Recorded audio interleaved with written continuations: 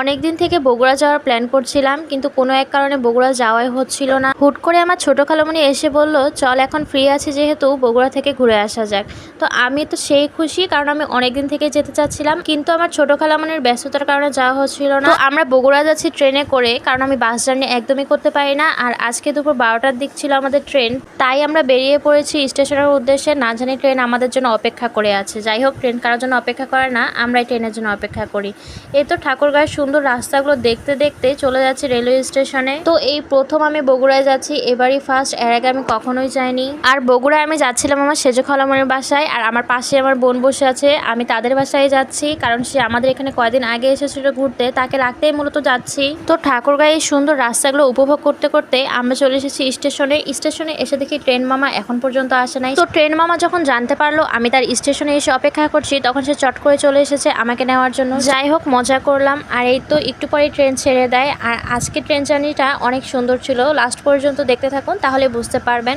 আর বাইরে থেকে প্রকৃতির এত সুন্দর বাতাস আসছিল, মাশাআল্লাহ। ট্রেনের জানালা দিয়ে বাইরের ভিউটা এত সুন্দর লাগছিল। তো আমি এখানে একটা সুন্দর ভিডিও করছিলাম, আর এই তো দেখুন আমার খালামণি আমার ভিডিওর ব্যাকগ্রাউন্ড ঘটায় দিল। আপনারাই দেখুন ট্রেনের জানলা দিয়ে বাইরের এই পরিবেশের ভিউটা কত সুন্দর লাগছে, মাশাআল্লাহ। চারিপাশে সবুজ গাছপালা আর উপরে নীল আকাশ, সত্যি এই পরিবেশটা দেখে আমি মুগ্ধ হয়ে গেছি।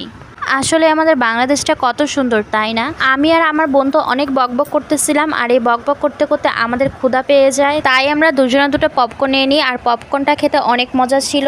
আর একটু পরে আমরা পৌঁছে যাব পার্বতীপুর রেল স্টেশনে, এই জন্য আমি অনেক এক্সাইটেড ছিলাম। কেন এক্সাইটেড ছিলাম সেটাও আপনাদেরকে বলছি। আর এই তো দেখুন চলে এসেছি আমরা পার্বতীপুর রেল স্টেশনে। আমি অনেক এক্সাইটেড ছিলাম এই রেলওয়ে স্টেশনে ঝালমুড়ি খাওয়ার জন্য, কারণ আমি অনেকের মুখে শুনেছি যে এই রেলওয়ে স্টেশনের ঝালমুড়ি নাকি অনেক ফেমাস, তাই তো আর মিস করা যাবে না, খেতেই হবে। শুধু যে পার্বতীপুরের ঝালমুড়ি ফেমাস তা কিন্তু নয়, এই মামাও অনেক ফেমাস। মামাকে আমরা কখন থেকে ডাকছি, মামা যে এত ব্যস্ত ঝালমুড়ি বানাতে, একের পর একজন এসে খালি নিয়ে যাচ্ছিল। এতক্ষণ ডাকার পরেও মামা যখন আমাদেরকে পাত্তাই দিচ্ছিল না, তখন আমরা হতাশ হয়ে ড্রিঙ্কও খেতে শুরু করি। আর একটু পরেই দেখি ট্রেনের ইঞ্জিন একাই ছুটে চলেছে, জানি না কার সাথে দেখা করতে যাচ্ছে বাবা, আমাদেরকে এখানে একা রেখে চলেই যাচ্ছে। ইঞ্জিন তো চলে গেল, আর অনেক অপেক্ষার পর মামা আমাদের ডাকে সাড়া দিয়েছে। আর এই তো আমরা ঝালমুড়িও নিয়ে নিলাম। আর সত্যি মানুষের মুখে যে শুনি এখানকার ঝালমুড়ি যে এত ফেমাস, আসলে এত পরিমাণের মজা ছিল কি বলবো, আমার খাওয়া বেস্ট ঝালমুড়ি ছিল। তো পার্বতীপুরে আসে ট্রেন ইঞ্জিন চেঞ্জ করে, যার কারণে এখানে 30 মিনিট অপেক্ষা করতে হয়েছিল। 30 মিনিট আমাদের কাছে বোরিং লাগেনি, ভালোই লেগেছে, কারণ আমরা অনেক এনজয় করেছি।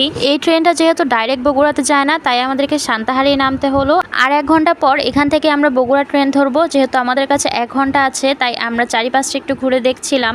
আর একটু পরপর এদিক দিয়ে ট্রেন যাচ্ছিল, কিন্তু সব ট্রেন যাচ্ছিল, আমাদের গন্তব্যের ট্রেন এখনো আসেনি। কারণ জানেন, কারণ তার সময় হয়নি আসার। আর এই স্টেশনে তো একটু পরপরই ট্রেন যাচ্ছিল, কিন্তু একটা জিনিস বুঝলাম না, এই ট্রেনটা উল্টা কিভাবে যাচ্ছে। আপনার ভিডিওটা আরেকবার রিভার্স করে দেখুন, ট্রেনটা কিন্তু উল্টোভাবে যাচ্ছে।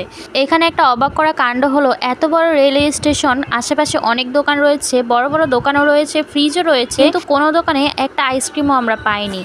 তো অতপর হতাশ হয়ে আমরা এখানে ঠান্ডা ঠান্ডা লাচ্ছি নিয়ে নিই, আর লাচ্ছি খেয়ে দেয় আমরা আবার রেল স্টেশনটা ঘুরে দেখছিলাম। আরেকটা কথা কি জানেন, আজকে আমি এই প্রথম রেলওয়ে ওভারব্রিজে উঠেছি। আর এই তো এইভাবে ঘুরতে ঘুরতে আমাদের 1 ঘন্টা কেটে যায়, আর আমাদের ট্রেনও চলে আসে। তো আমরা ট্রেনে উঠে বসে পড়ি, আর যেহেতু সন্ধ্যার আগে আগে ট্রেনটা আসে, চারপাশ অন্ধকার হয়ে এসেছিল, তো এই তো আমাদের ক্ষুধাও লেগে গিয়েছিল, তাই এখান থেকে বুট আর পেয়ারা মাখাও নিয়ে নিই। আর একটু পরে আমাদের ট্রেনটাও ছেড়ে দেয়। সূর্যি মামা তো তার বাসায় চলে গিয়েছে, আর সাথে ঠান্ডা আবহাওয়ার ট্রেনে এই জার্নিটা সত্যি অনেক সুন্দর। আর এই তো সুন্দরী আমি, আমার কাছে আমি বিশ্ব সুন্দরী, আপনারা মানুন বা না মানুন, যাই হোক, তাও কিন্তু কমেন্টে মাশাআল্লাহ বলতে ভুলবেন না, বলে দিলাম। এত লং জার্নি হওয়ার সত্ত্বেও আমার কিন্তু একটুও খারাপ লাগেনি, একটু বোরিংও লাগেনি। কেন জানেন, কারণ আমি অনেক এনজয় করতে করতে এসেছি, প্রত্যেকটা মুহূর্ত আমি অনেক এনজয় করেছি।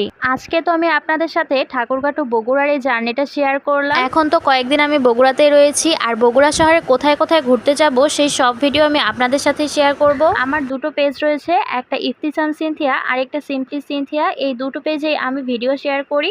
আপনারা অবশ্যই আমার পাশে থাকবেন। তো আজকের ভিডিও এই পর্যন্ত, আল্লাহ হাফেজ।